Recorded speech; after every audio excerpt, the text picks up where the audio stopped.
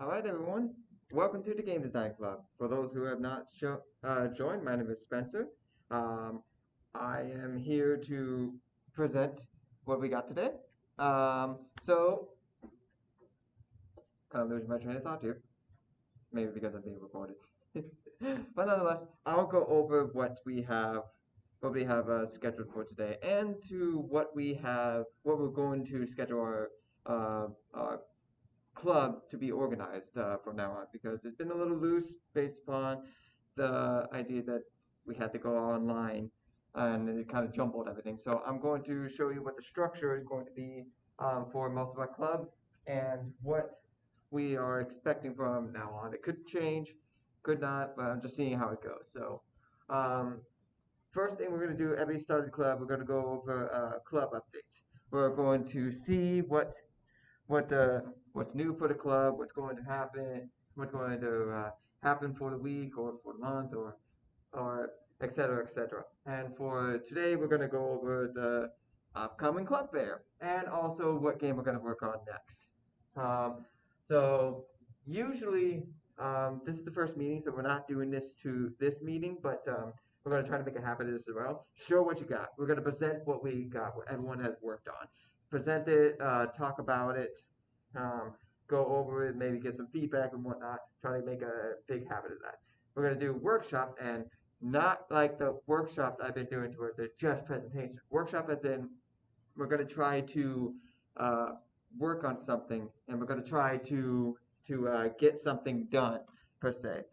Excuse me as I try to test this. Okay, so so this is going to involve interactivity. They're going to be random. They're going to be either things you know, things you don't know, things you might not like. But it's going to be centered across the 4 or 5 parts of making games that there are: writing, art, uh, game design, programming, and music. We're going to try to change it up every week. Try not to keep it the same. Unfortunately, I did not bring the cord for to show the laptop on here, so we can't do a programming one per se. We could have, but writing it on here is much less productive than actually just writing it on the computer. So for today, we're going to be going over the importance of testing, and we're going to use level design as an example. So next, we're gonna do a 10-minute break because we need breaks. Plan it for 2 hours. We should have a break. Um, we're gonna do a presentation where I talk about. We're gonna do a presentation next where I usually teach something new in one of those 4 or 5 genres I talked about. Today it's going to be talking about the differences of core gameplays between genres. Then the last remaining time, we're going to try to utilize the full 2 hours. It's just going to be nothing but getting work done. It could also be for asking questions, could be just et cetera, et cetera. But this is so we can keep on getting work done because the game takes so much time to make. We want to utilize every minute that we can grab. All right, let's get started. So club updates. We have the club fair coming up. That's next week, so no meeting then. I'll be there. I'll be in the booth. So whoever wants to join along, it's in the multi-purpose room, I believe, inside of the student. I forgot what it's called. Gafford, I think, the student life building, basically. But yeah, the first floor. I'll be there. I'll be doing a presentation, so I'm working on that right now. And if anyone wants to join, coming along, it'll be from 10 to 2. I'll only be there from 10 to 1 because I got work. But if anyone wants to be there to help represent, we're going to be showing off the 2 games we made. People can play it. So that'll be fun. Um, I hope to bring new members in to with this.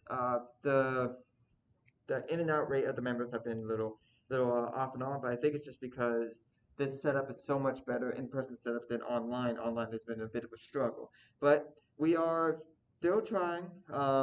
We still move forward, and I hope that we can move forward with that. Um, wish I could show the game that we have right now. We are basically done. I'll still talk about it though. We are basically done with all we can get with the game. with the game we made last quarter. I'm compiling everything. It's really tough to make a game online when you're trying to see code from another person's computer when you actually can't see it. We couldn't share screens, so I made it really tough, and I think that it's really hard to just leave it like that. It's currently not working, so I'm just gonna fix it all up to make sure it's working properly. And we'll have it ready. So I hope people can come in and just see it. I'll post it on here, and I'm going to try and get a website going. I'll ask Student Life about it. But it'd be nice to have a small little website for us to keep on posting stuff there, so people can come in and use that as their portfolio for later on. It will be nice, but we'll see. I'll get it going. Um, Ahead of time, apologies for the camera that's for people through Discord. It's backwards, and I couldn't hook it up to the camera that's running through the recorded program, but the recorded program looks much better. I'll just say that 100% for sure. Um, so, um, let's get started. So, first workshop, we're going to talk about testing and level design. So, this is interactive. People get to join along. That's great. Even I'll be doing some of it. But it's incredibly important to show testing. I don't think we've done enough of that because we're just trying to make the game work. All of our games work rather than just testing up. And testing isn't just for bugs. Testing to see if design actually works, if it's actually fun, if it actually functions. So we're going to use a board game example. Today, we're going to do like a Candyland setup. Has anybody played Candyland? Like that old game where you just draw cards and it just takes you to spots. So we're just going to do the setup and just get one end to another. And the rule with this is we're going to have it 20 spaces. Just 20. So just make 20 spaces. So 1, 2, 3, 4, 5, 6, 7, 8, 9, 10, 11, 12, 13, 14, 15, 16, 17. Oops. Made a little too big. Too small. 18, 19, I believe that's 20. 1, 2, 3, 4, 5, 6, 7, 8, 9, 10, 11, 12, 15, 16, 17, 18, 19, 20. Oh, a little too big. Alright, so what you need, and I just realized I didn't bring it, but that's fine. There are programs for that. A dice. So I'm going to bring up a randomizer on Google. You could just, even if you don't have a dice, just type it in dice random dice roller. We'll do dice roller, virtual dice roller on this. Number of dice, we'll do, it'll be the first result. And what I want you to do, what I want you to do is, this is the end right here. We'll call this end, and we'll call this start. What I would like you to do is, from the start button, keep track of where your players are going, and we'll put a marker on which spot they land on. And do that, test this until they reach the end. They don't have to get the exact number. We'll just make it so they get to the end. And test this. We'll do, what was it that I came up with? I believe,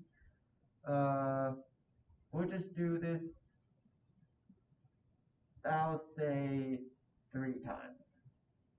We'll test this 3 times. Alright? So, I'm going to get started. I'm going to do it on the board right here, and you guys get to do it yourselves. Okay. So.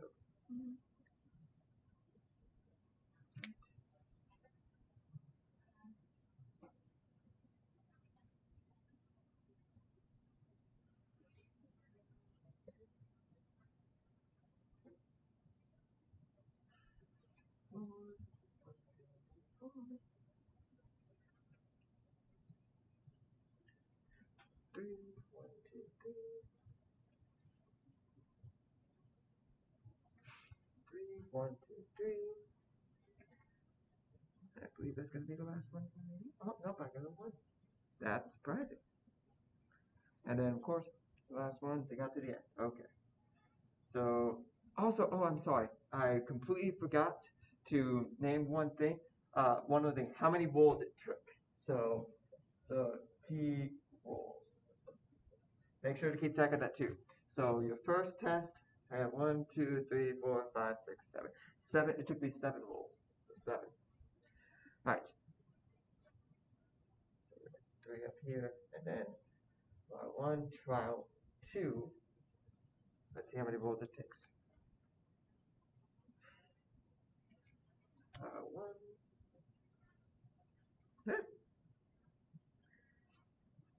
Oh, but let's live to that. Oh, there it is. 3, 1, 2, 3.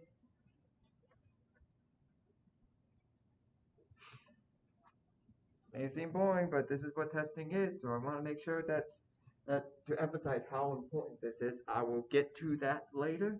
But if you want to just wait around and see, you can. But I really, really implore you guys to do this. 6. 1, 2, 3, 4, 5, 6. All right. So, ooh, I gotta keep track of that. 1, 2, 3, 4, 5. That was 5. Okay. So I really gotta change the number up. Gotta change the color to make sure I'm keeping track. All right. So one more time. 6.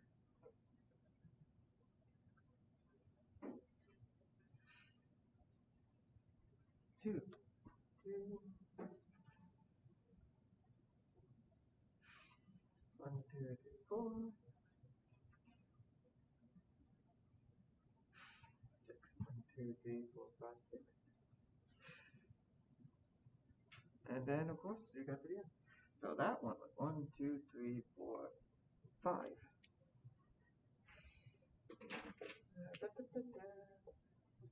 Alright, actually we're gonna do it since it's going a little quicker than I thought, and that's cool. We're gonna do 5 times.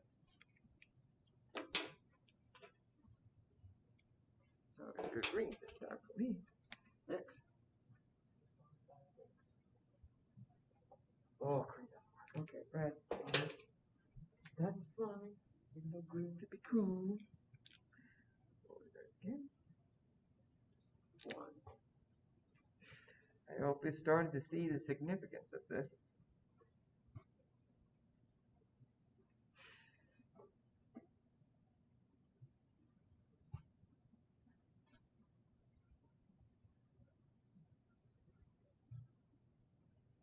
Okay. 1, 2, 3, 4, 5.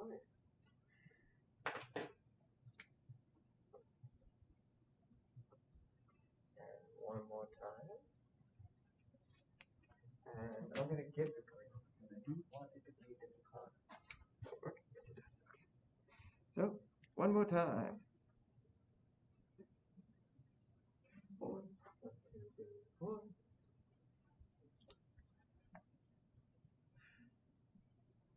6.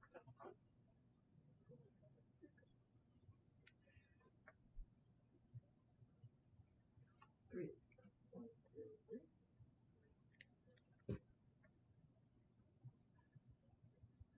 3. 1, 2, 3. And let's see if it makes it to the end this time. 1. Nope, it doesn't. Does it make it to the end? Yep, it does. Alright. Let's see how many balls it got. 1, 2, 3, 4, 5, 6. Alrighty. So I'll give it a little time just in case other people are actually doing it. Finishing up.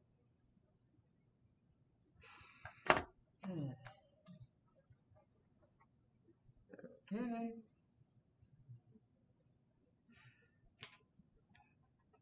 There's a reason for this. I'll make sure to explain it. Really good reason.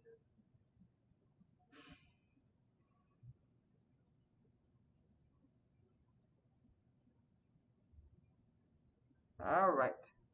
So, I hope people got similar numbers or similar ticks with it. But now we know, based upon the numbers, how long it takes to beat the game, what is the most frequent spots that you land on, that the players land on. Alright?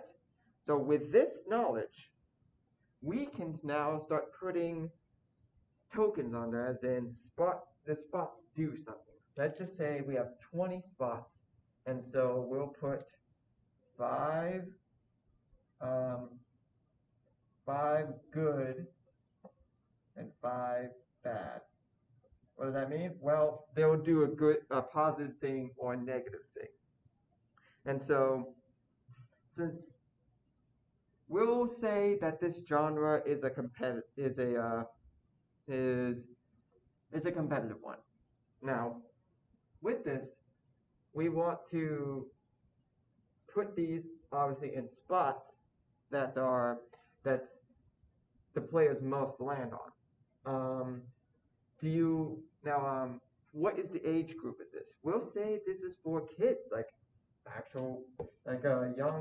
very young kids, like Candyland was. We'll say it's for four through 8. Now, we don't want them landing on bad spots all the time. That would suck. Kids need a little more not less pressure, lack of a better word, less pressure. We don't need them to just it doesn't need to be Dark Souls difficulty. So we'll obviously want bad spots to be put on there, but I think we want the bad spots. Probably should have the bad spots on the spots that are less often. They're still there. They'll still be landed on, but we want to make it so it's not as bad. Since we already know where the spots are. To me, this is where the spots are. It could be different for you. It could be in different locations, but based upon your map, we'll show. You'll put the bad. So bad is that for me. So take some time, put them in spots, post them. I'll make a Discord channel for that. You know what? I'll do that right now. Make a new channel. Call it Workshop Channel. So I suggest people that when they watch as they're watching the video now, or if they're watching it video later on, put this on here. Take a picture of your thing. You know what? I'll do it. I'll do it right now. I'll take a picture of what my map looks like and post it on there. Post my data, because mine is not the end all be all data.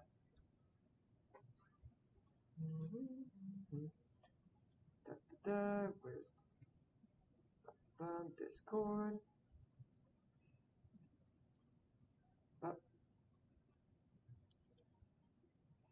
I'll put one message. This is where you'll post your workshop pictures. Okay. All right. So here's mine, my first data, and we're gonna keep this a habit. Make sure it watches the time. I like that this is going up. Maybe go a little faster. That is taking up time. Okay, so where do I want the bad spots for me? Don't put them in places where nobody lands yet. Not yet. You could actually. Never mind. You could.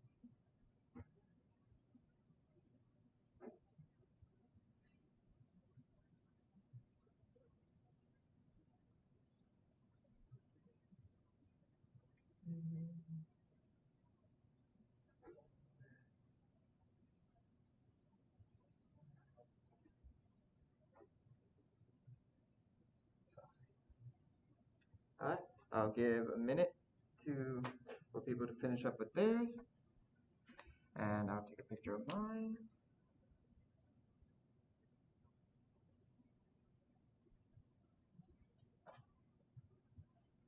Oof.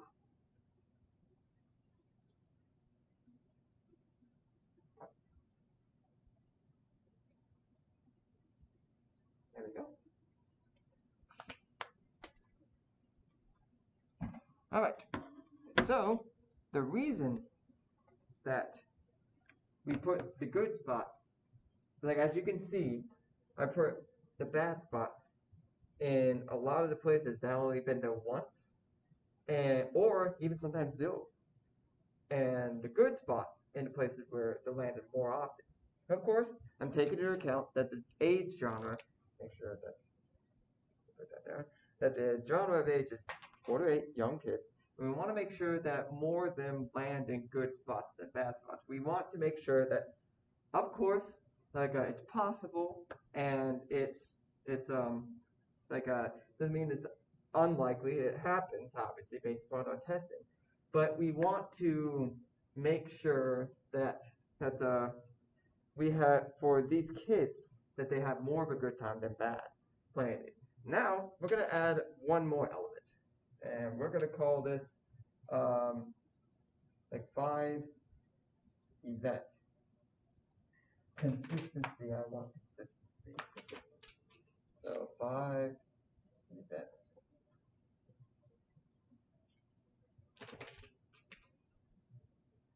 So these are just things happening, like chance cards and Monopoly and stuff.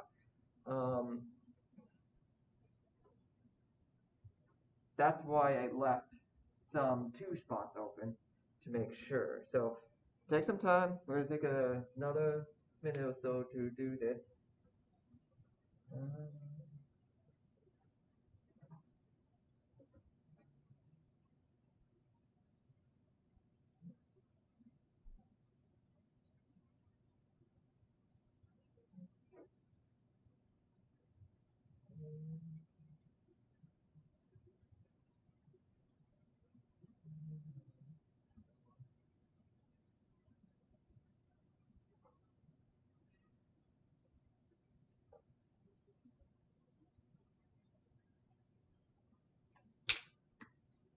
Let's give it a minute for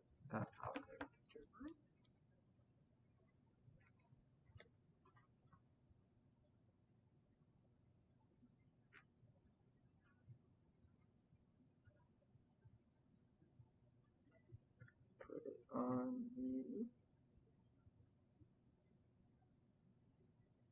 Discord.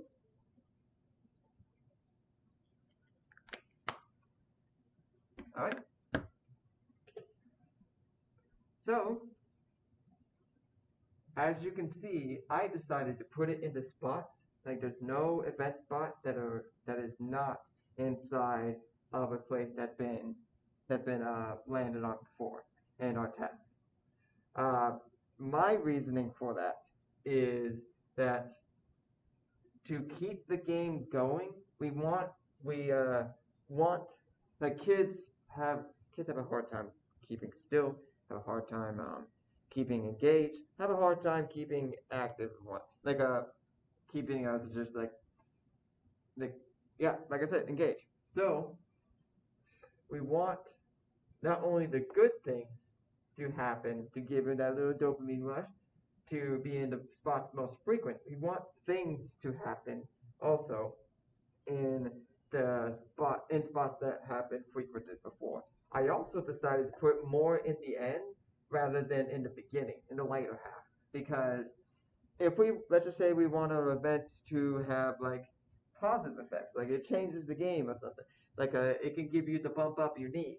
Definitely put it towards more at the end, at least in my respect, to where if you put it in the beginning, it's not as dramatic. It's not as like, "Woo, this thing is happening."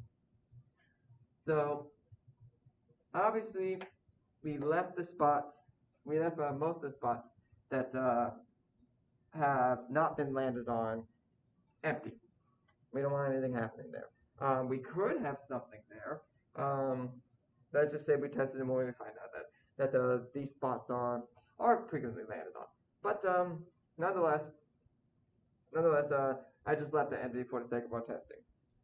So, with this in mind, I hope that people gained some kind of knowledge for this. Let me get the dice app out because we're going to do this again. I hope, I'm sure people out there is like, ugh, I don't want to have to freaking do this again. That's what testing is for, and people need to test. Now, what? Trying to think because I was going to do. We'll instead change it up a bit. Gonna erase all this. Erase all this. We're basically going to do something pretty similar, but change some variables. And I really want it to even change for what I had planned, just so I can see how I do it on the fly. So the age group, we're going to make it instead 9 to 13 older kids, and instead of 20 spots, we're going to make it 30, and we're going to still test it 5 times, but instead of a get to one end to the other, we're going to make it a square.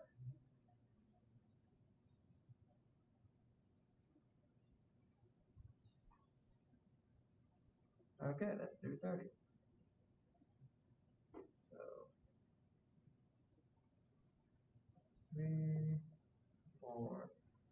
So let's do 10, 20, 30, 40. Now 8, 16, 21, 32. Now 9, 18, 27, 36. Okay, 9 spaces. 1, 2, 3, 4, 5, 6, 7, 8, 9. Yep. 1, 2, 3, 4, 5, 6, 7, 8, 9. 2, 3, 4, 5, 6, 7, 8, 9. Popular shape of obviously Monopoly and whatnot. 7, 8, 9. Okay. So what I would like you to do is that we're going to treat each one of these corners as where a player starts, and we're going to test it just starting where one of the players starts. Okay, we're going to test it 5 times, and we're going to make it so the goal is to get to the end. Right? Instead of 1 dice, because of how big it is, we're going to do 2 dice. Okay? Just do 2 dice. Alright? Make sure they wrap around. And let's get to testing.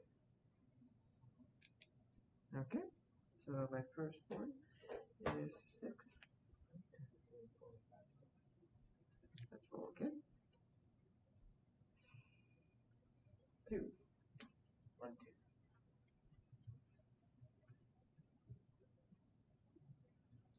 7. 1, 2, 3, 4, 5, 6, 7.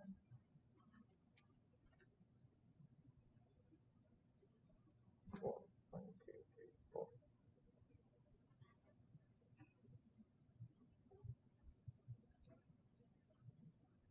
5.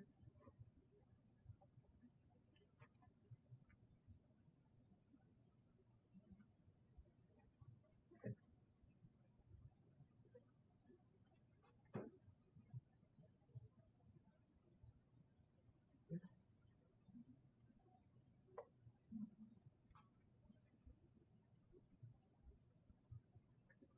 Okay, maybe not. Okay, 1, 2, 3, 4, 6, 7. 7 more. And then trial. Okay, trial 2. There's greed. Okay, one more thing. The next trial start in a different position. That'll be fun. 10.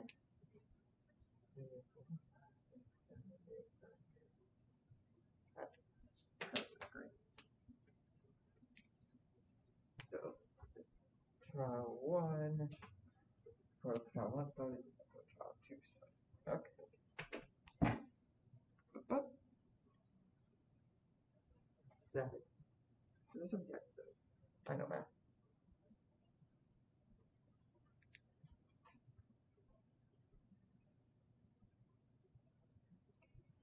11.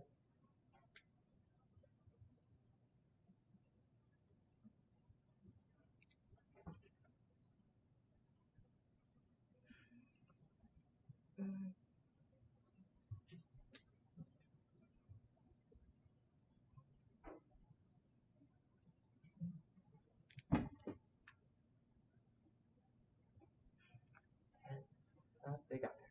So 1, 2, 3, 4, 5. Sure, why not? I know it's not consistent right now.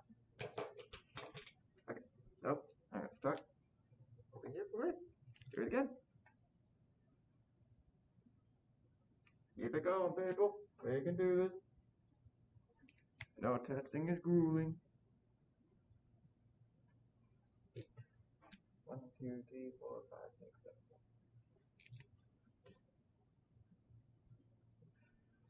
12. 1, 2, 3, 4, 5, 6, 7. 12.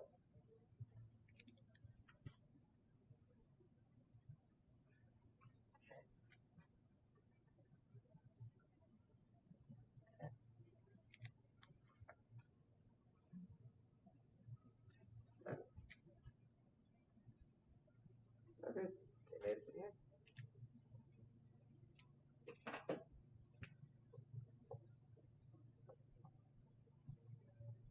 Actually, since there's only 4 players, just say 4 times.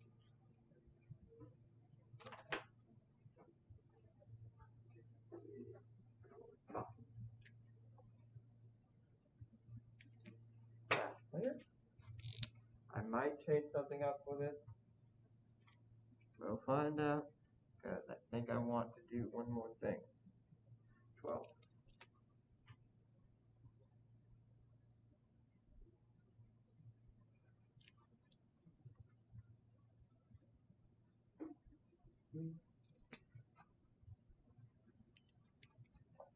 I hope the pattern is starting to come up with yours.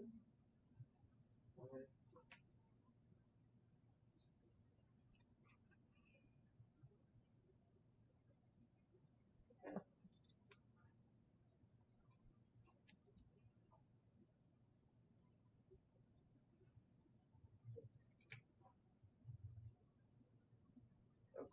And then the basically got it. Okay. 1, 2, 3, 4, 5, 6. Alright. We're not done. Test it one more time with each one of them. A lot of testing this time. It's a bigger board. Figured we should do it. Alright. One more time, people. Now. Yeah, that's fine. Started to get my Monopoly memorizing. 6.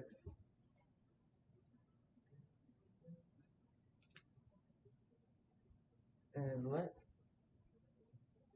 for me, I'm going to put it in the corner so I don't get the 2 trials mixed up. It's not necessary though. 11.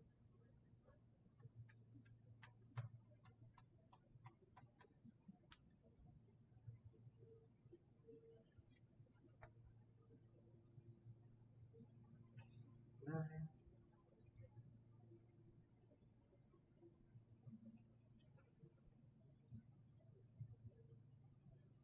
6. Okay. Well, it is necessary for me. Suggest it because then we can tell which one. 1, 2, 3, 4, 5. Yeah, 5. And make sure to put it distinctly from the other ones so you can tell which one's trial 1, which was trial 2. You can put your own monikers, but that's how I'm keeping track of it myself. 11. Oh, right here. Oh, right there.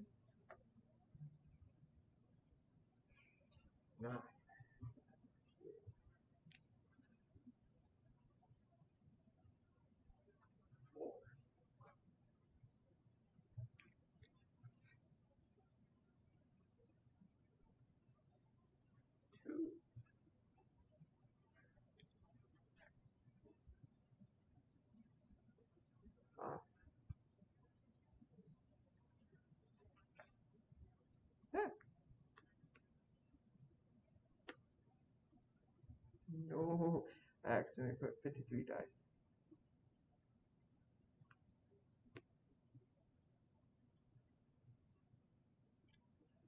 Three. Oh, this guy's taking a while. 5.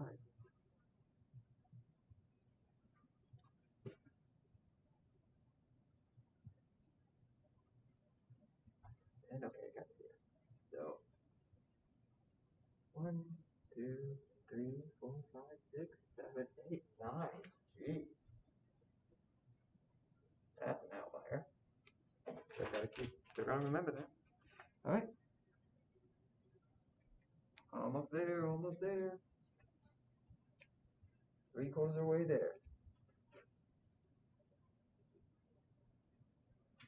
7.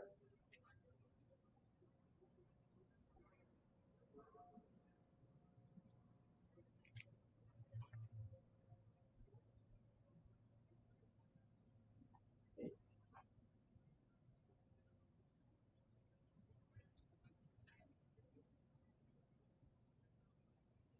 9.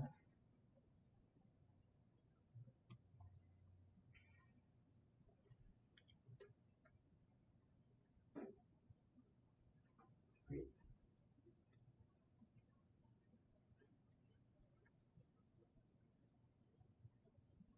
4. Okay, there. 1, 2. No, 1, 2, 3, 4, 5. I'm starting to see an average. Get this one. Alright. 4.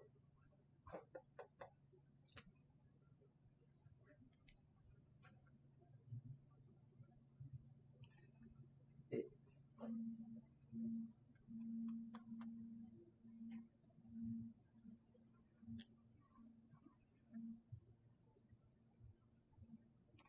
5.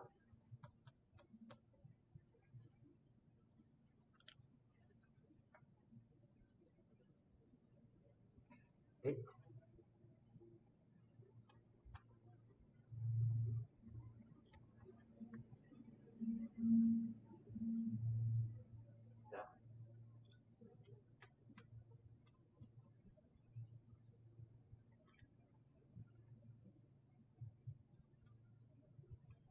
And okay.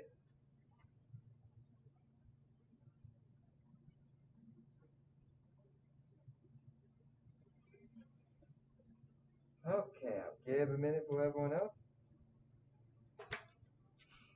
I'll post this.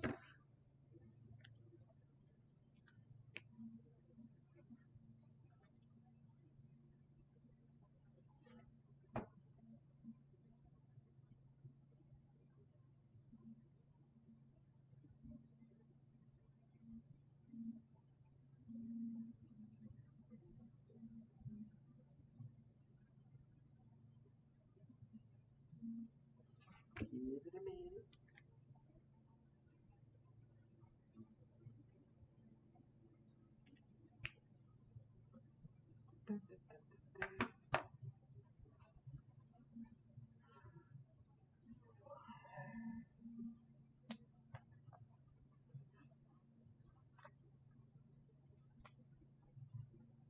Okay.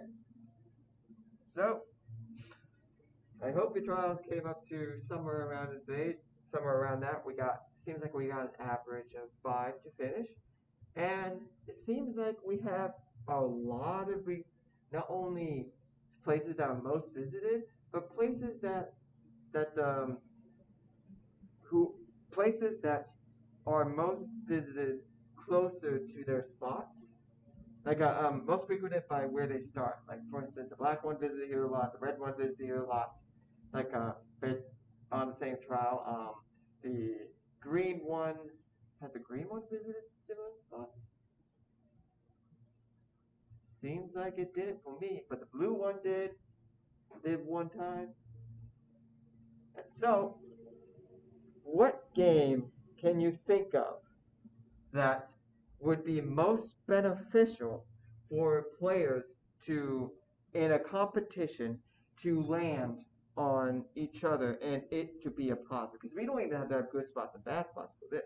I can only think of a game that uses this. One game. Trouble.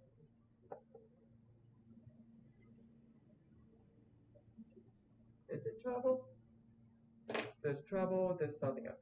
That's what it's called in America. It's based on a different game. I forgot what the exact name of it.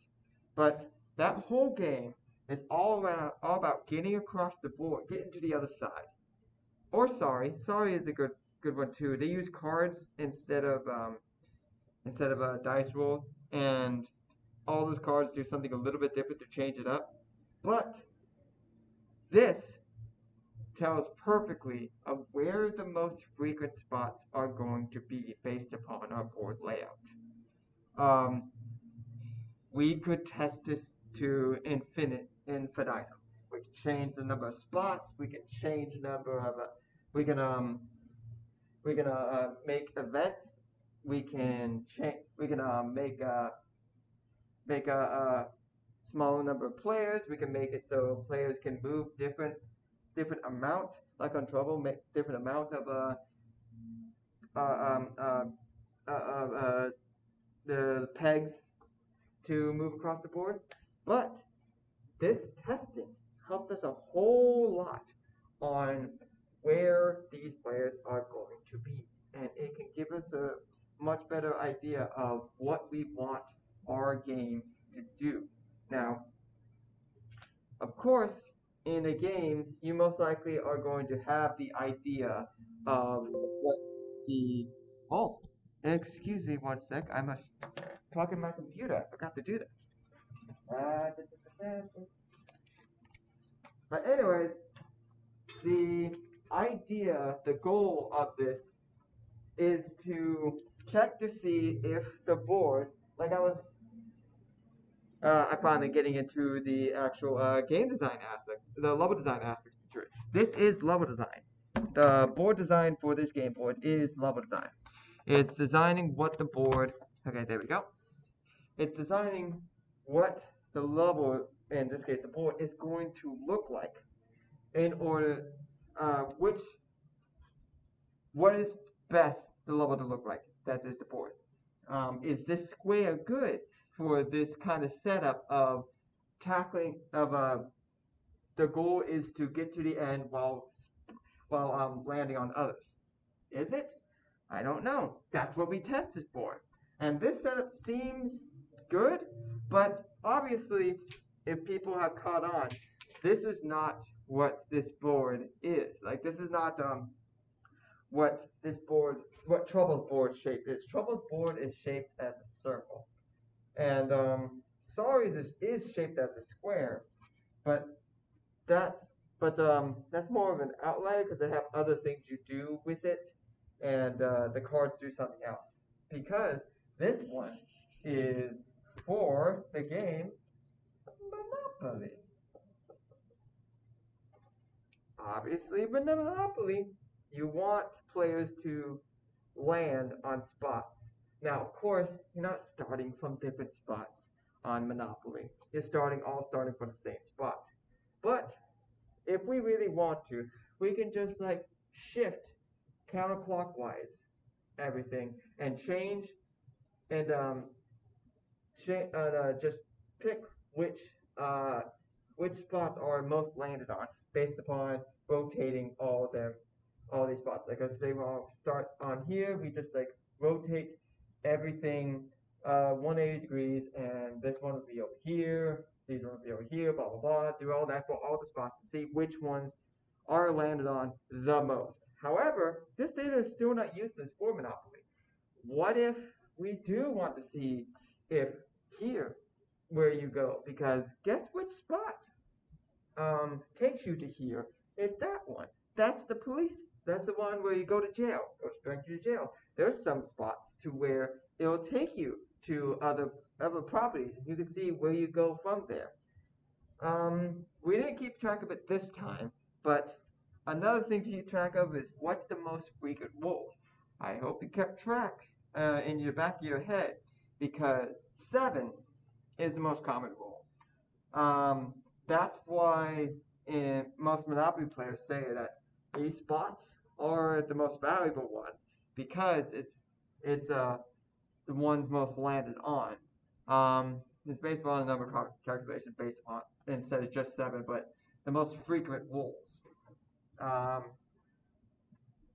Obviously, red on the trials got to there a lot. And let's see if, because I had 10, 20, 21, 22, 23, 24, 24, 23, 22, 21. And let's see if from there they landed on it. Green didn't. That's unfortunate. But blue landed on one, and black didn't land there at all. Our trials don't quite say that at the moment, but I'm sure more trials would show that. Um, this is my thing. Yeah. Anyways, so what does this? Of course, this is a board game. It helps with board games and dice. But what does this have to do with level design for video games? I'm glad I asked. We're gonna erase all this.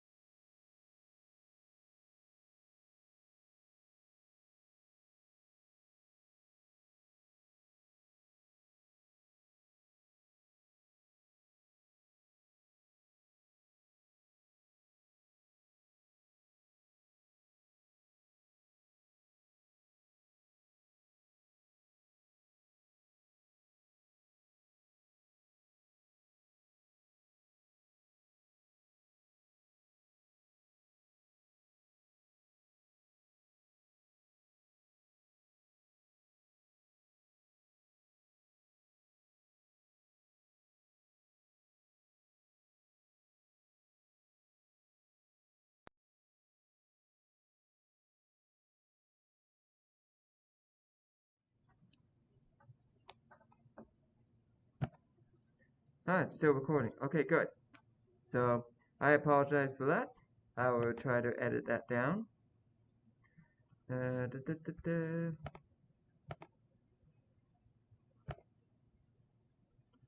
Yeah, that was unfortunate. My computer was not holding a charge for some reason. Whew. Luckily, it's still charged. Okay. So I left people in suspense with that. So okay, what does the idea of telling how many rules oh, it's right here. Okay, make sure to use it. How many rules it takes to get to the end and where the players most frequently visit have to do with level design. One great example is a racing game. So, just make a super simple course.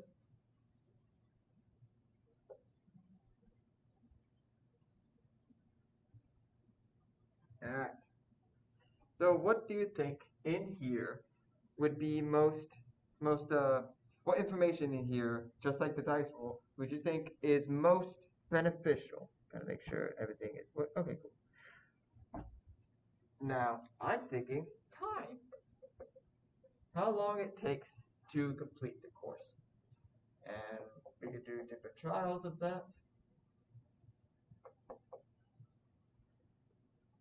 Yeah, I did that backwards, but nonetheless. And we can test based upon the testing level where the players go in their running around, in their driving around. And we can start here and just like trial one, let's see where they go. And trial two, we'll see where they go. Just like, and we'll see. Maybe we'll see that they overlap. Trial three. There's like some of that. Then we start seeing overlapping and whatnot. Ooh, we kind of blended it together. Maybe I'll turn it into that. And now that we know that they're overlapping, let's say we want to make a Mario Kart. So, what do we want to put? Like Mario Kart has item boxes. Where do we want to put the item boxes? Well, in a game that's E for everyone, we want to put it in a place that everybody can grab. Like here, and with the most open area. I don't know if you noticed on Mario Kart, but most of the Mario Karts, they don't put it in a super difficult area unless like you put it like, let's say one right here. Like why right there? Well, what if you want to skid and grab it? They do that sometimes too, to show off your skill, or like a jump is right here. They're like, oh, whoosh, things like that. They also do it to where the most, like a double item block is right here, and everyone else is like a regular item block.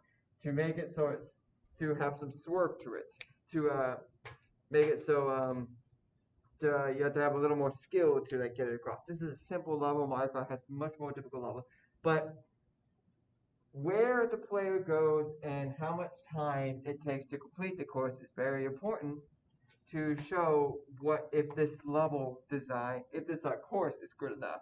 Now, this course setup in itself, not very, like Mario Kart doesn't do this.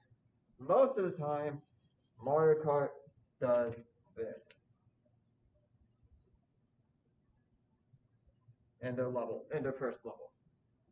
They add a little curve. They usually never just keep it a complete circle. There's only one course they keep in a complete circle. I'll put it in here, and it's like that. It's like that, but it's really small. I mean, super small. And the course makes it so you can throw items everywhere and anywhere, and it's nothing but madness. Like your skill means nothing. It's a fun course, but Mario Kart always wants it so that the player, any straight shot is going to at least be followed up by chaos. Like they'll put an item blocks like right there, so that and the race to the finish, you just have this like chaos of just like everyone throwing shit at each other. And they want to make it so that it's directly in the middle as possible, so that you have as much time for people to get there as possible. Instead of just like directly after a turn, directly after an item block. But anyways, enough of going on about Mario Kart logic, level design logic. This is where it's like testing will get you to if the course is lined up, if the level design is lined up to your need, to your want, based upon the design of the game itself. One more example, and then we'll end it there, is an RPG. Da da da da. You have a room, and then the room.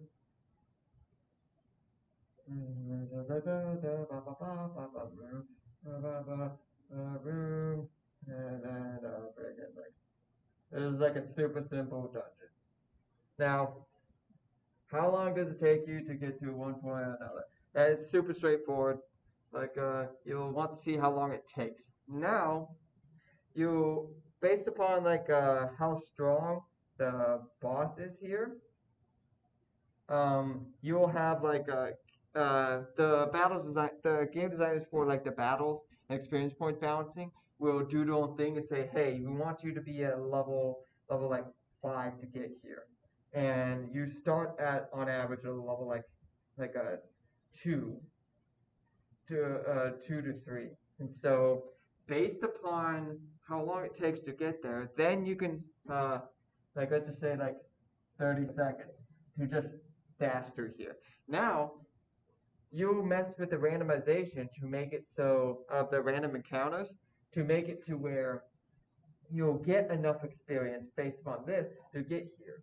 However, what if you need more randomization, but you don't want it to be too frequent? Like you want, like let's say you just add more randomization, but you're going through a battle every single spot, and that's really annoying. Nobody likes that. But you want to add more to balance it out to get to level 5. You just add another path to like, ooh, treasure, look at this treasure. Oh, that's exciting, right? And it makes you go over there to where you still feel like you're in control to get the same number amount that you want. Just one more exit to get that one. Same thing with here. Sometimes they do like dead ends where it's just like nothing, like just crunch mark and there's nothing much there. But it still at least gives a sense of exploration. I don't suggest I suggest something else, but nonetheless, whatever. Puzzle. There we go. It's a puzzle. It's like you have to go in here to open the switch. So that's that. I hope through that little fun little workshop, we were able to show what the importance of testing is for specifically level design in this case. We're going to take a break. I'm going to take my break, and I hope I'll use this, my little streaming thing. Aha! Take that. Okay. I'll be right back. We'll be right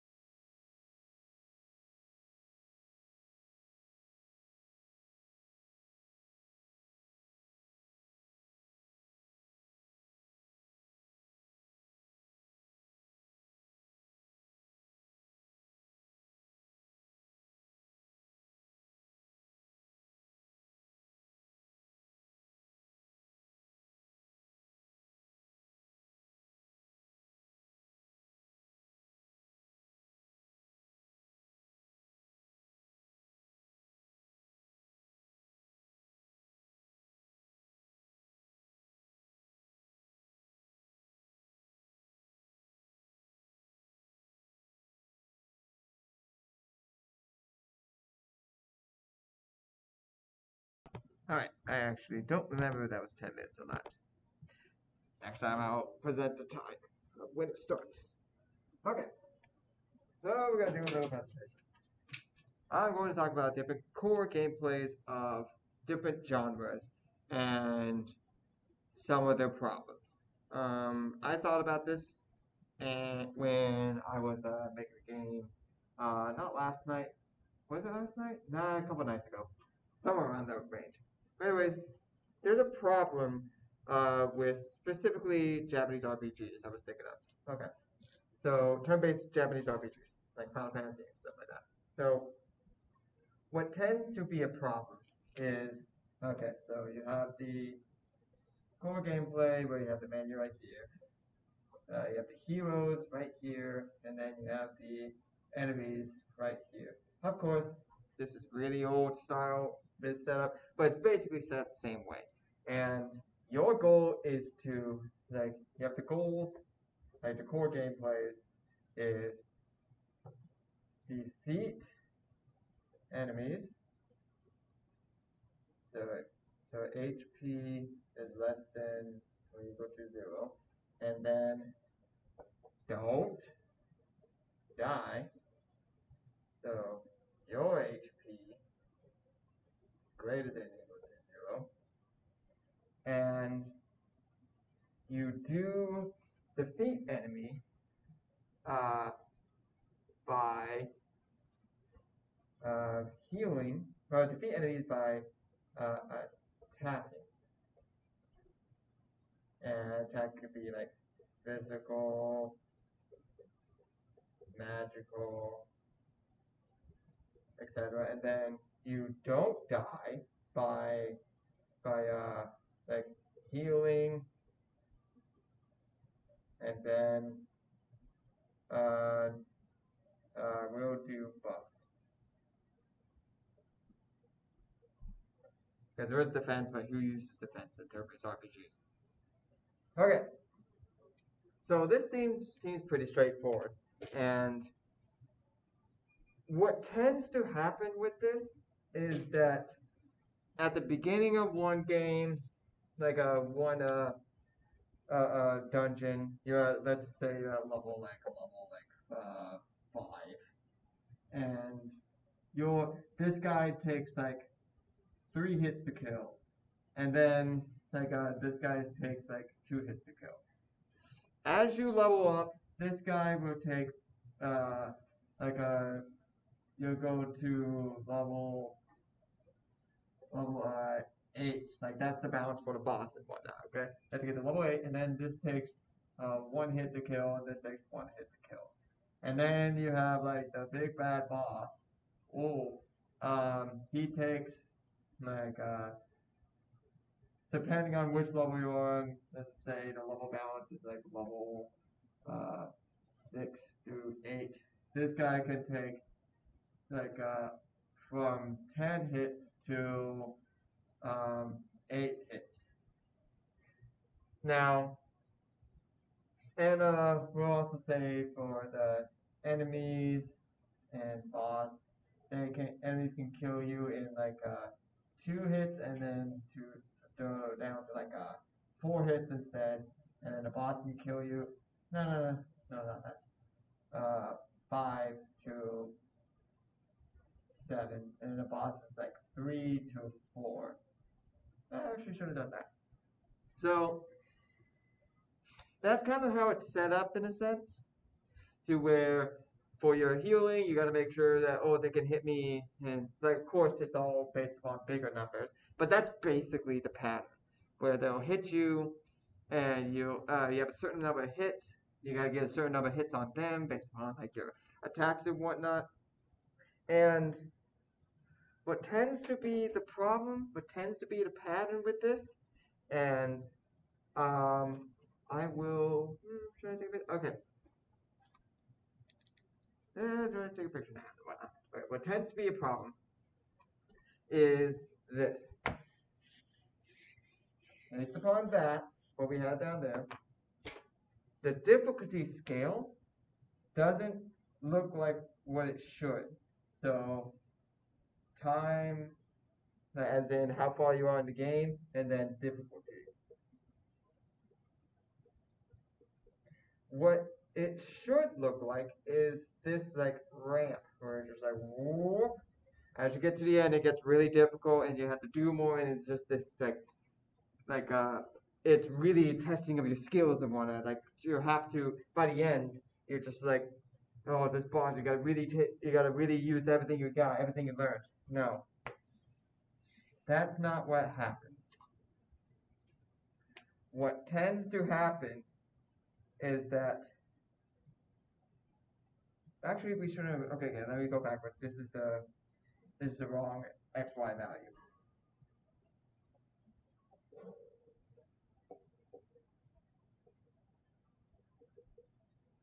Okay, sorry about that. It should look like that. Like typically it should ramp up. But that's not what happens. What tends to happen is it goes like this. That's what it looks like. Because in this respect, as you get through more and more bosses, you may get more powerful spells. You may get like more powerful healing spells. But they basically will take 3 hits, 1 hit. You will take 5 hits, 7 hits. And if you take more or less, you're just under leveled. And it's the same. That's why typically just like bleh. That's a problem. That's boring. Now, to be fair, RPGs, leveling up, grinding, as they call it, it's it's therapeutic. It's like a sense to where you're making progress without doing much. Um, but it also has the major downside of this, where it's just like it sucks. Now, turn-based RPGs have been trying to change the formula since, add more variables to fix this problem, because that tends to be what leveling up causes. So, a way to go about it is to change how instead of turn-based as in literally your turn, do whatever you want that turn, and you're all stationary, they try to make it to where it's an arena kind of thing. And so you have your main characters right here, and you have the enemies right here, and then you have the turn order like right here, and you have all the just say 1, 2, 3, 4, 1, 2, 3, 4, and blah blah blah blah blah. 1, 3, 2, 4, and then 1, 2, 3, and then 4. So that's obviously based upon different enemies and whatnot. But they try to do it that way, and even though your goal is the same, kill the enemy, bring down the HP, but heal so you don't get HP, they try to change it up to where, let's just say, your spell makes it so your like one spell makes your delay go down to here, then another spell makes your delay go all the way down here. It's more powerful. It has more like a cost benefit analysis with it, and it adds a lot more dynamicness to it, to where it makes the difficulty more look like this, and that's good, but it falls into the same trap, as in you just have to hit them in this number of times, and you have to hit them in this number of times. That's a problem. That's a big problem, and I don't know how much to fix it, because a way RPGs have learned to fix this is just to take away turn-based entirely. Like just get rid of it, and make an RPG to where you get to just like you get to run around in an arena, and you get to move around all you want, and the enemy is doing the attacking you during that. Now, why does that in itself make it much better? Like make it much easier to avoid this kind of waviness of the difficulty not being like falling like into like the traps of the same thing happening over and over again. I'll tell you why.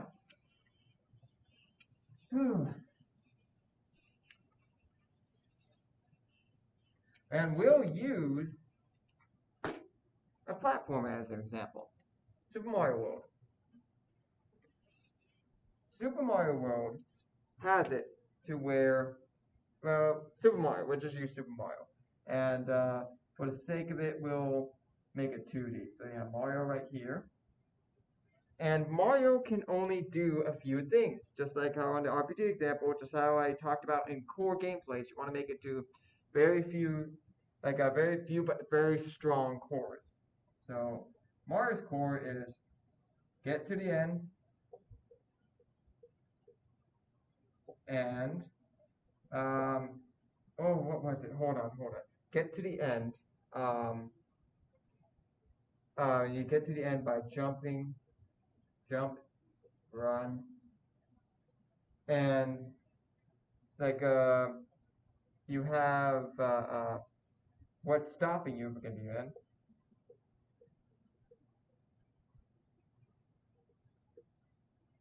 And it'll be like pitfalls and enemies.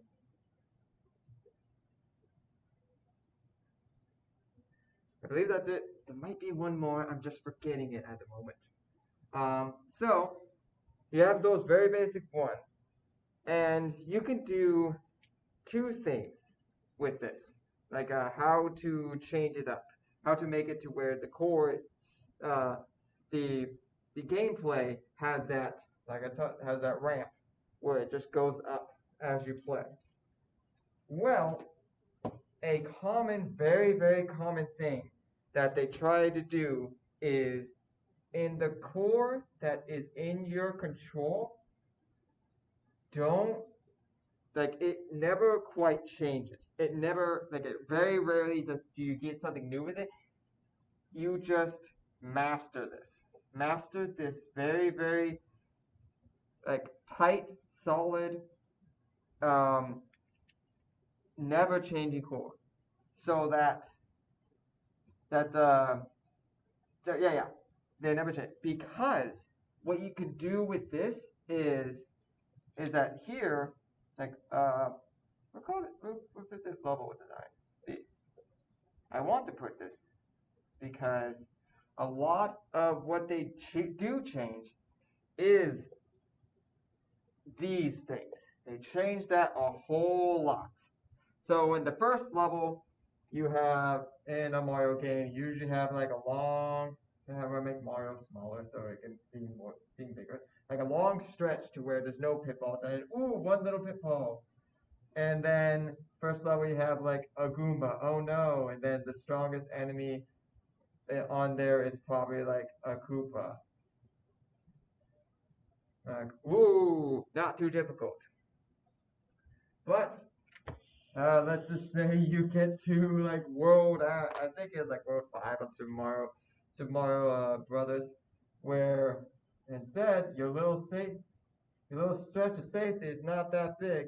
Like it's all one big pitfall, and you have to jump on these like platforms to stay alive, to stay up.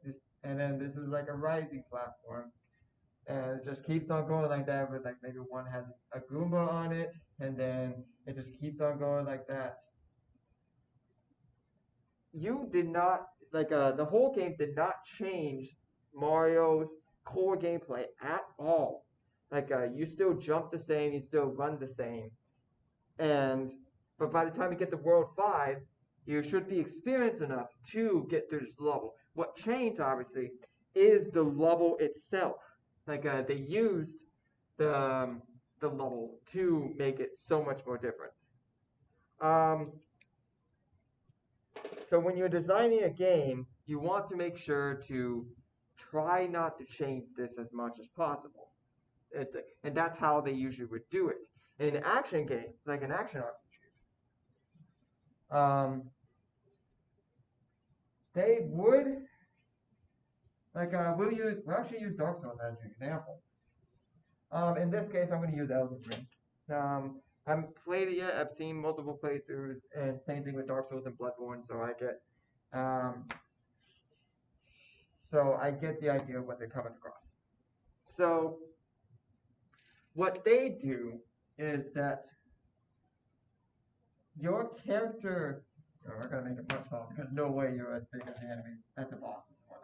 What they do is they change how each enemy attacks. So a basic enemy will have like maybe like a 1 second attack to where you go up to him and it's very easy to dodge. Like of course the core, same thing as any other RPG, like don't die, no die. No die, you no die by HP greater than or equal to 0. And then they make it so healing is tough for like limited healing.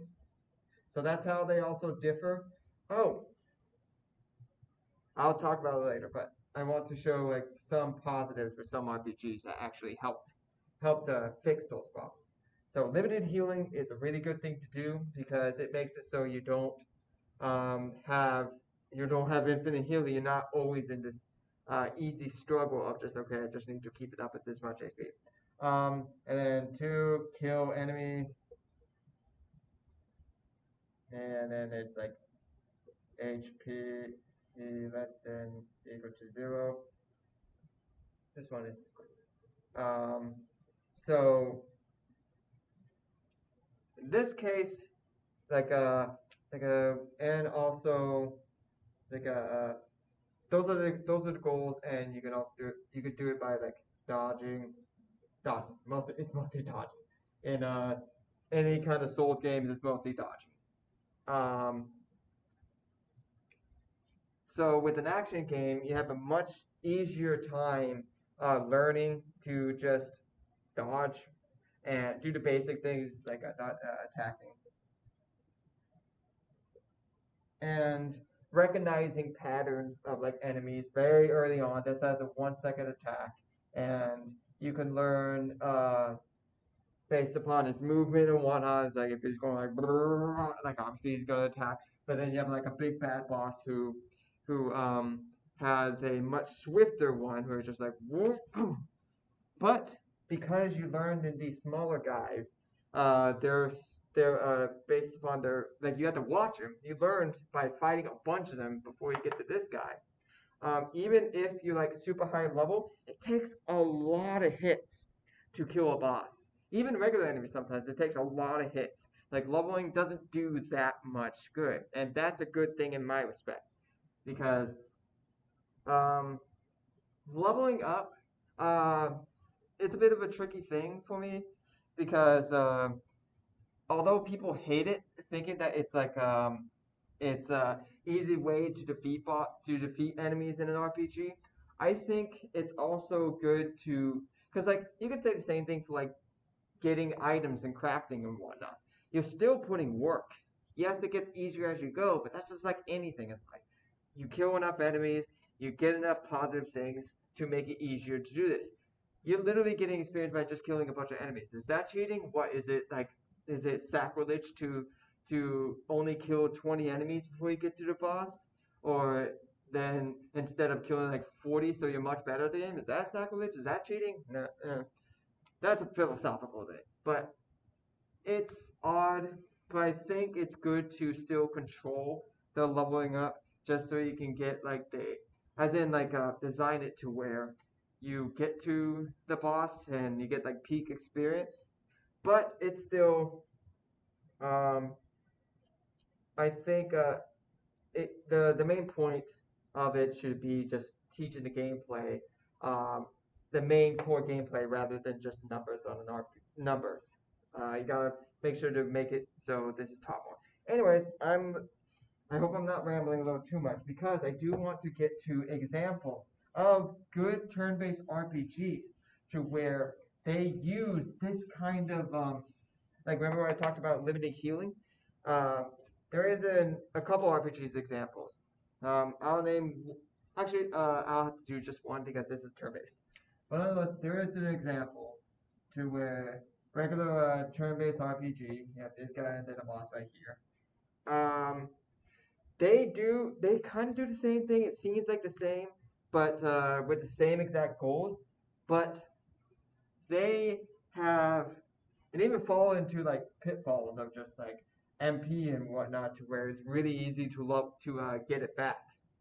But what they do instead of just a strict level system, they have a system of I've talked about this before, and I hope that either people remember or remember slightly or not remember at all, so I don't repeat myself too much. So it's still interesting. They have a system called they call it in the game a grow book, and so you have in this game in particular, it's called man, Camilla, one of my favorite games, and well crafted, is well designed RPGs, turn based RPGs I've ever played. So normally in RPGs, you kill an enemy, you get experience points. They do give you points in some sense, but these points are more like a currency. Um, then in order to really level up, in these particular games, Atelier Iris, Atelier whatever, like they're called crafting games, not crafting like Minecraft, but crafting as in your main goal is to gather up items in the world by killing enemies, by going into levels and exploring around, grabbing items and whatnot, and you craft items that will help you, such as equipment and healing items and other material items to make bigger items. And so that's how you make better gear and whatnot. But this is the first game to where you can't level up your stats unless you make the different items. And each character has have very specific in this game grow books to where they have to make very specific items in order to this is a hammer here, like for some characters, and it just goes like on and on and on. Like they all are structured the same, but they all have different items to that you need for each one of their books. And like I said, each one of them is the only one that will this is the only way to get your stats up. Now, another thing that makes it really good is like this, like what already makes this good is that it really emphasizes the idea of you need to craft. This is the main point of the game. You need to craft. You need to go out there and get items. You need to find out how to get items. And to really go out there and utilize the core gameplay. They're kind of like forcing you through through this level up system.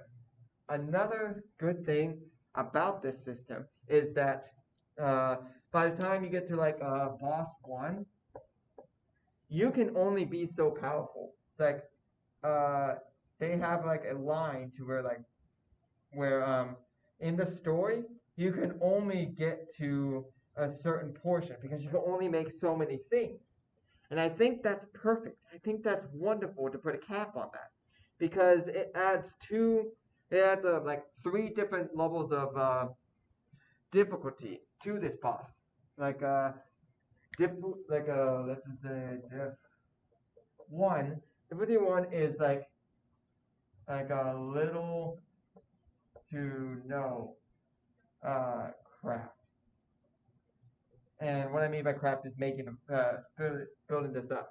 If you didn't do any of it, that boss is gonna wipe you. And I think that's actually pretty immersive in a sense because if you sucked at the thing and they beat you down, that means they were better at the thing than you. And it really shows based upon them fighting each other. Diff 2 is like average. And I am pretty sure that they designed it to where um, a lot of these are some of these are easier to get materials than others, but some of them are like way harder to get if you need to pay attention or to make in the little crafting pot. This is like they have a little pot that you have to put stuff in. There we go. Anyways, so they the average one is for because later on in the game, I'm sure they also did this too, to where these materials that would make like what's the diff 3, diff 1, 2, and then 3. I'm sure the difficulty 3 one that'll make it so the boss is easier. It's like you're a lot stronger for it. This one would be easier to get in the next part of the game. That I think helps with the difficulty curve a whole lot. because that cap makes it to where although that boss will still take a couple of hits, like a certain amount of hits, um, it makes it so instead of just it consistently looking like this, it will then have like three of them. It'll have like that and have like that, and then it's much wavier than that, but just and then that. That what the difference is? It's like this is diff 3, 2, 1.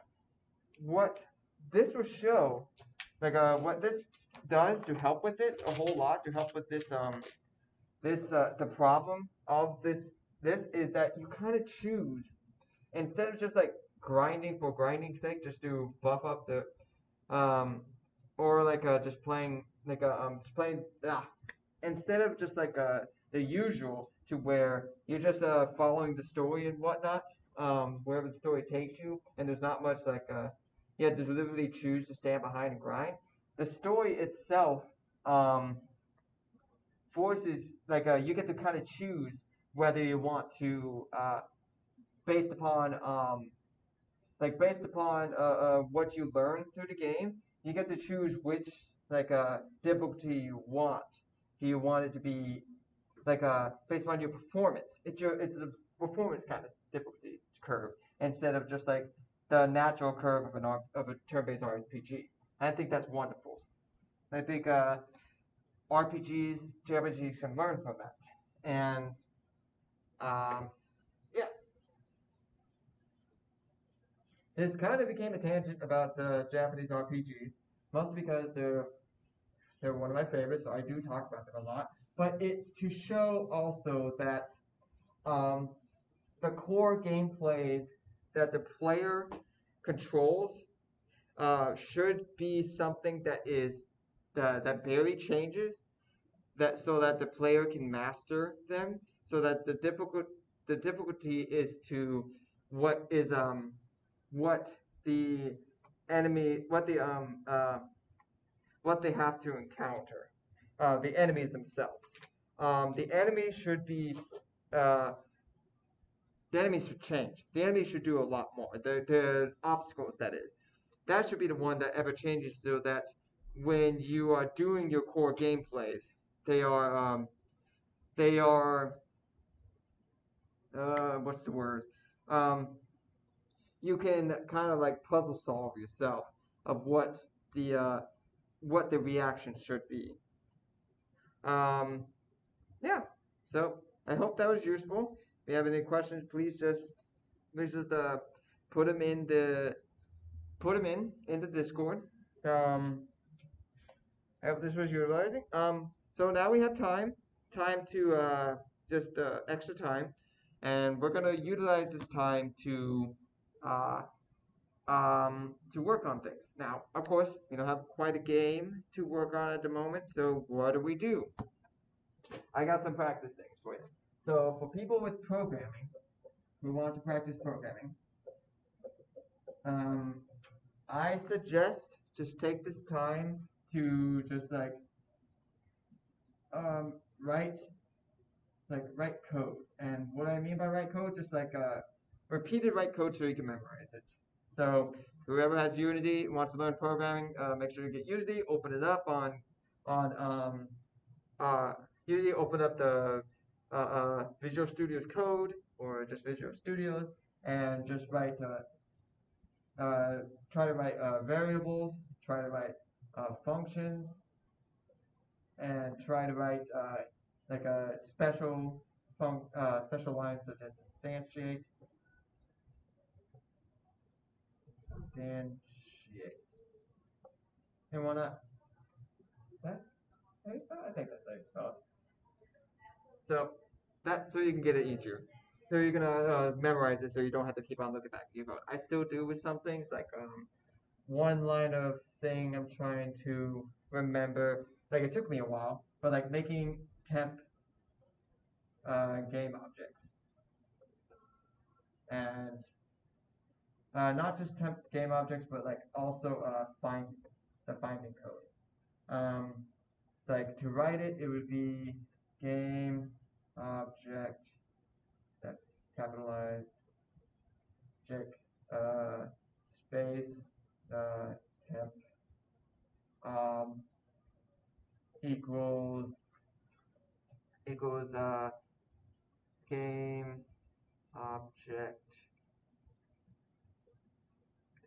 dot find, and it would be quotation, parentheses, quotation, whatever you're trying to find, we would just say temp. That's just the name. Took me a while to finally memorize how to write it because I've been writing it so much.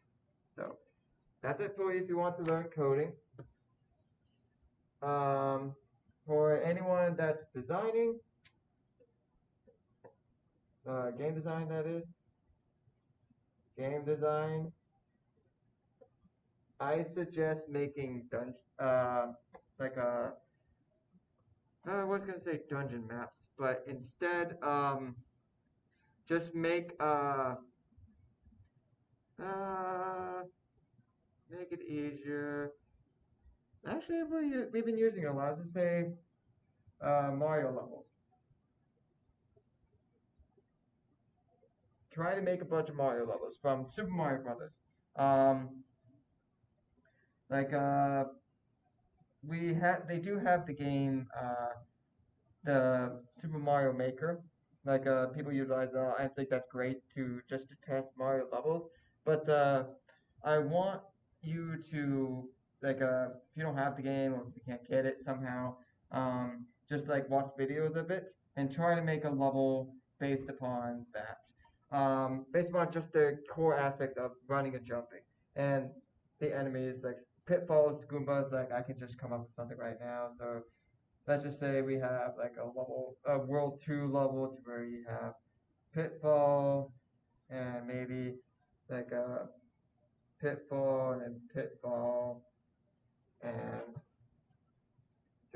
short level, like not very big, and then maybe have it to where get to the pitfall and I've seen this example before where you have the blocks right here to jump on, and then maybe instead have a block to do like these are like and if you can get here, there's like an item block, so that's extra challenge, and then 2 blocks right here, and then like this is the end.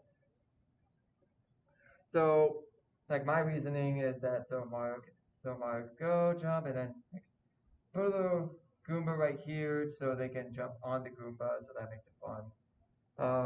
And then have a Goomba right here. I've seen this before where they fall down on you, so you have to be careful of that. And then that one, of course, is I'm gonna put one right here to test your ability to see if you can jump just in time. And or to go over here, and then test either like this one can be an item block too, or no, just like a regular block, but it has a special one up inside, because we'll put it right here actually, because you'll both have to use your abilities to see if you can make the special jump over here. Da, da, da, da. That's my reasoning. Try to make levels for that. Try to see what you can do. We'll have something for the game specifically next week, so we don't have to deal with that. So I hope you got that down,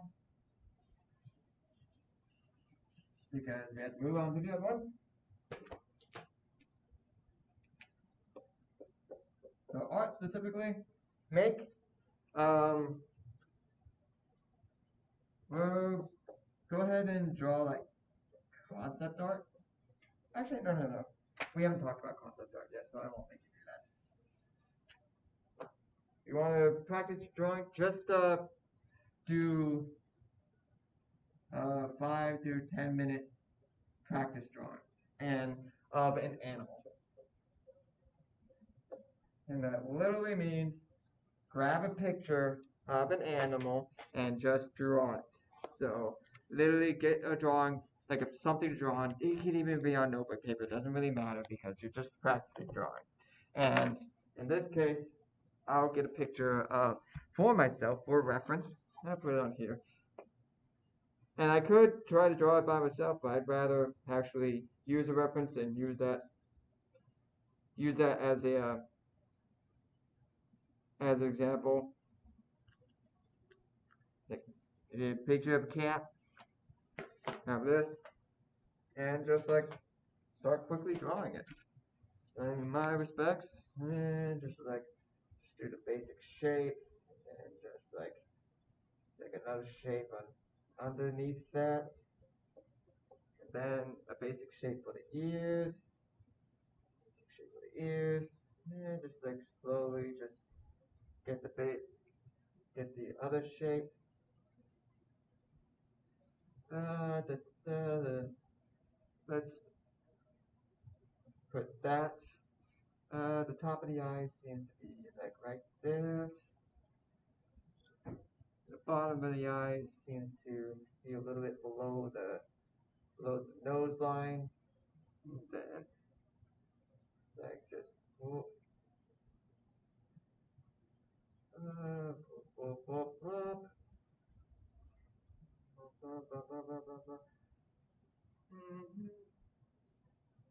Like sharp, since you got once you get the basic shape, just start like sharpening it instead of just leaving it just the blobs, and try to keep like try to erase lines as you go. Of course, I'm doing a marker, so this is pretty hideous.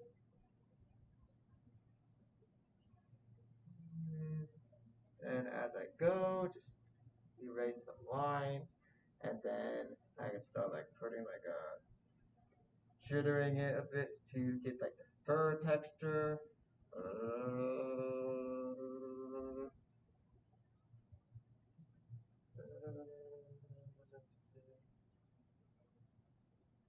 Like some people just do this instead to get the fur texture. That's fine.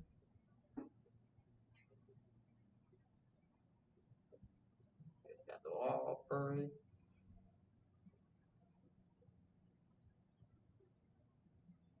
Of course, when they're not looking at light, they have GI irises. Ta-da! That's less than 5 minutes if this was on drawing board, but just do that. Practicing drawing just takes just drawing a bunch of things. That's pretty much it. So that, and then music. I should do this myself because I am just learning. Um, Find get the program Audacity. Um, and once you get Audacity, um, Google Google a piano sound. I put resources on the Discord for sound libraries and whatnot, but like it's good to get a piano chord to get. Um, this is more advanced, so what you can also do is literally just so that's just like more advanced. So instead of just making a beat with that, instead um, record a beat. What does that mean? Literally record yourself making a beat.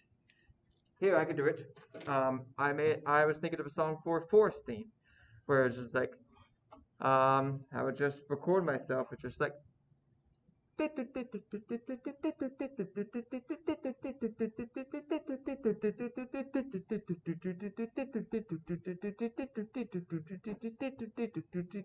we go. I recorded that part. And then I'm having something, I can have something else over it. Where it's like, maybe like a wind chime sound, like, dum, and have that playing below it. And then, dun, like just something like that. Music starts with us with like an idea, a basic idea, and instead of just trying to find the instruments, trying to make the perfect music, with finding instruments, just record it. I have plenty of songs to where I memorized in my head, and I just need the instruments to make it, and it makes it so much easier once you have it down. It's like I could I could do more, but we'll just leave it at that. I'll just erase that because we're not doing that yet. Um, um, this is general, and I'll try to make it to where when we have the game coming up, when we have the game, we know the genre of the game and whatnot. We'll be keep it more game centric. So um, we'll take we'll take right now it's just 15 minutes. We don't got much time, but still just do it. Um, I'll go ahead and I need to do music, so I'll just sit here and just start humming songs. I'll record it. I'll if I am asking you to do it, I'm going to do it myself. So let me get a recording program. I don't actually have one. I'm gonna do it. Don't worry, I'm gonna do it. Actually, wait, I have Audacity on here.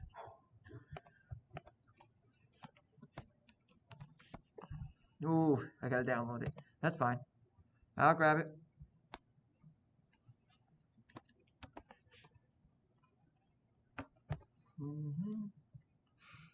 Bum bum.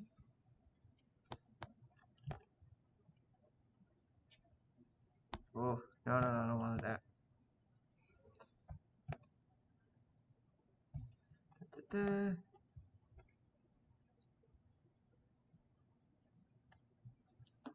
Yeah. Oh, is this really how you download it? Okay.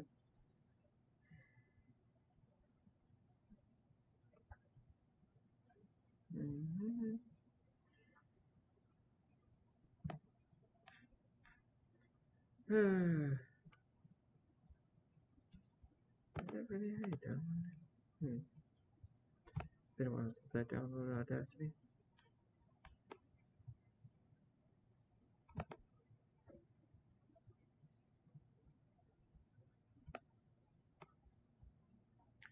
Oh, there we go.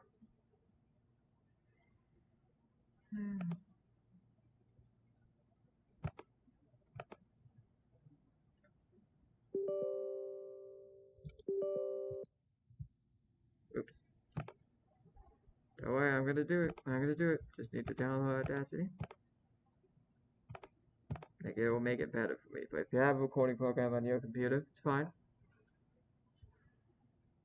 People on Discord can see me directly, but the people on the watching it can see me over there, so I'm not like. Okay.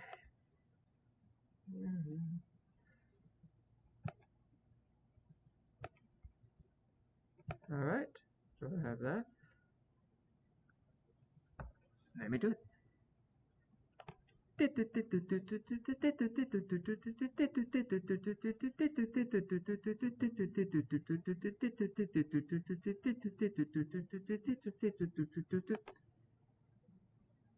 There we go. That's it. Okay, I got that down.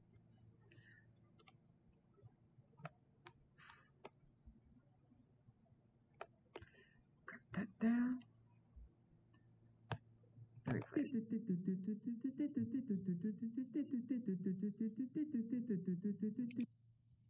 Okay, right there. So right here, I want to make a new one.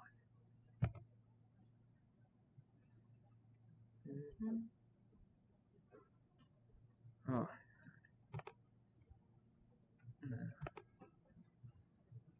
Oh, wait, no. Let's just make a whole new one right here.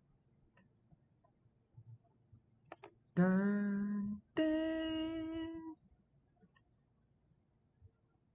dun, dun. Let's see. Alright, I'm gonna put it in there. We'll see. I'll show you that just in these few seconds, I can make a song.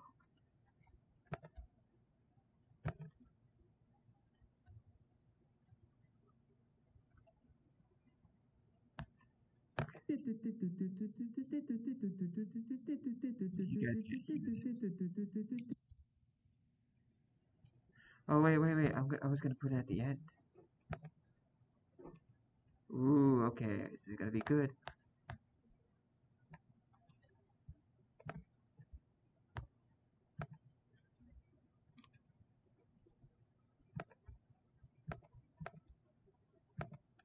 Yeah.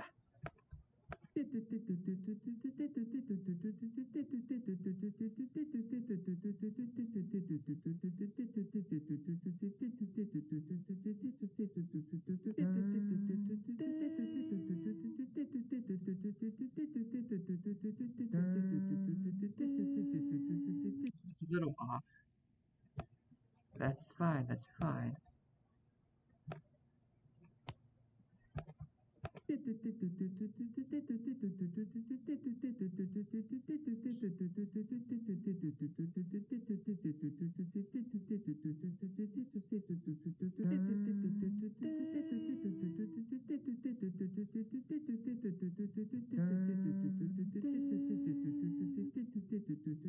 Okay, okay. So let me just. Oh, no, no, no, no, not that.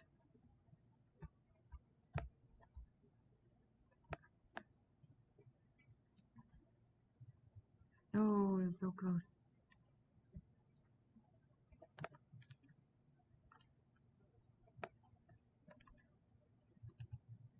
Ah, damn it.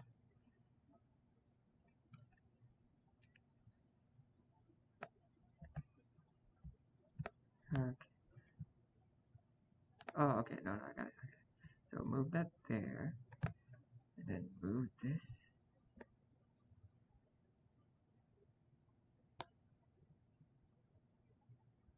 Ah, damn it. No, no, no. Ah, so close. Let's do it. Let's do it.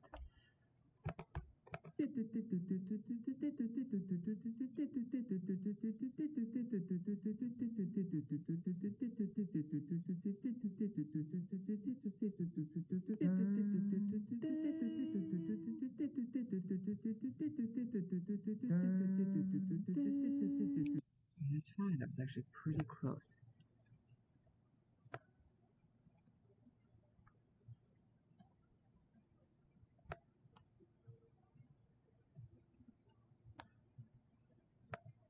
Put it here.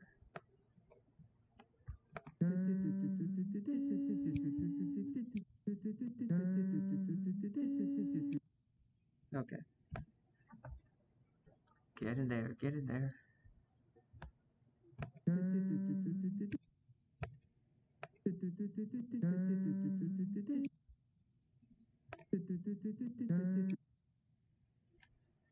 think put it there instead.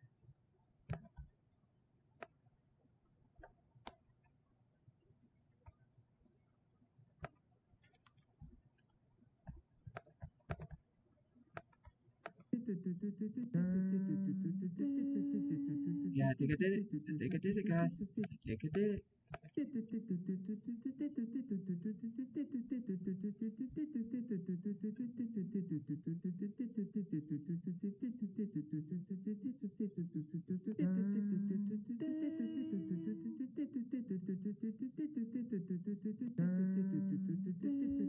Alright, I will show the fruits of my labor.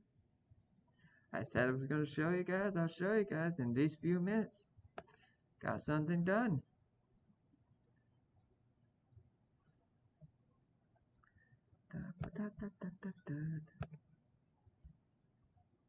I put it in the music folder.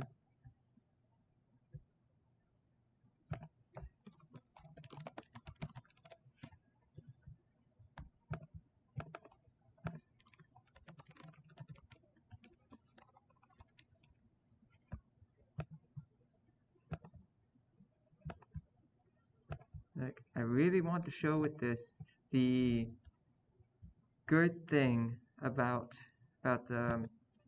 just even working for a little bit, just a little bit, you can get something done, anything. A little bit done, a little bit of practice, that's enough. Like sometimes it's just enough. And so to show the fruits of my labor,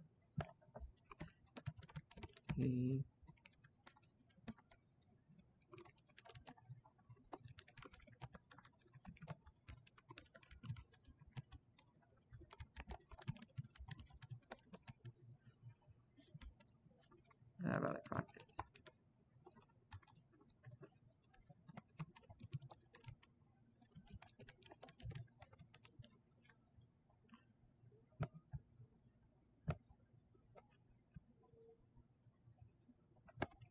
There we go. I did it. I did it. I hope that shows. I had to do the 2 cameras right now. But I hope that shows that even just a little bit. Like I did that cat. I made a tiny little bit of music. Like it's to show it even a little bit of time to give you something. Alright. I think that's it for now. That's all for the meeting. I'll post this meeting in like when I get home tonight. I'll have it start being uploaded because I don't have the means right now. I have to go to work, but nonetheless, I hope you had fun. I'll have something else next week. Work meeting 12 to 3. Oh, I didn't talk.